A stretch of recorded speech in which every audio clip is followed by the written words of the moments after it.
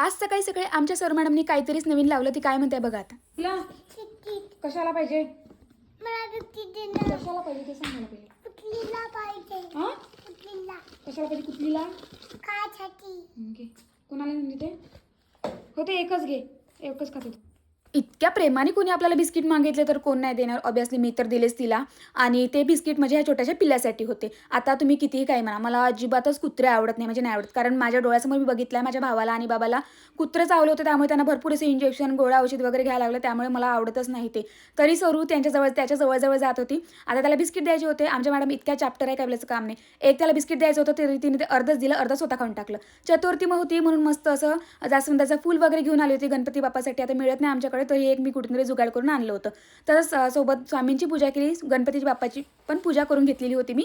आणि आमच्या एरियामध्ये पाहिजे तसं काही दुकान आहे नाही, तिथं सामान वगैरे म्हणजे बंद राहते दुपारच्या टाईमला, म्हणून अगोदरच मी सामान वगैरे बोलून ठेवत असते. सरूला आणि विराजला बिस्किटचं पॉकेट वगैरे असं एक दिवसातून लागत असते, त्यामुळे मोठाच बिस्किट बोलवते. आणि फराळी चिवड्याचा आता एक छोट्या आणि काही होत नाही आमच्याकडे, कारण आम्ही आणलं घरी. विराज असते, सरू असते, म्हणून मी मोठाच बोलत असते कोणत्या यानाचं असलं तर. आणि जोपर्यंत मी पूजा करत होती तोपर्यंत आमच्या मॅडमने इतका गोंधळ घालून ठेवला होता, काय बोलायचं काम नाही. सगळ्या बेडवर पसारा. तो पसारा पाहून तर माझं डोकं इतकं तापलं होतं. मॅडमला रागवलं, पण आमच्या मॅडम अजिबातही भेट नाही. छोट्या लेडी डॉन म्हणलं ना तरी चालते. जसं मी करीन ना तशी ॲक्टिंग आमच्या मॅडम करत असते. आता जशी मोठी होते तसं इतके गुण करते, काय बोलायचं काम नाही. बऱ्याच अशा गोष्टी आहेत जे की मी तिच्या म्हणजे जसं व्ह्यू काय करून ठेवत नाही, म्हणजे कॅप्चर वगैरे करून ठेवू शकत नाही, अशी ती करत असते. तिला मी रागवलं, पण ती अजिबात रडायलाही तरी नाही. उलट माझ्यासोबत हसत होती ती, पण अजिबात रडत नव्हती. आता ते म्हणतात ना, बेगाने शादी में अब्दुल्ला दिवाना, तसंच आमच्या सरूचं हे काहीतरी आहे.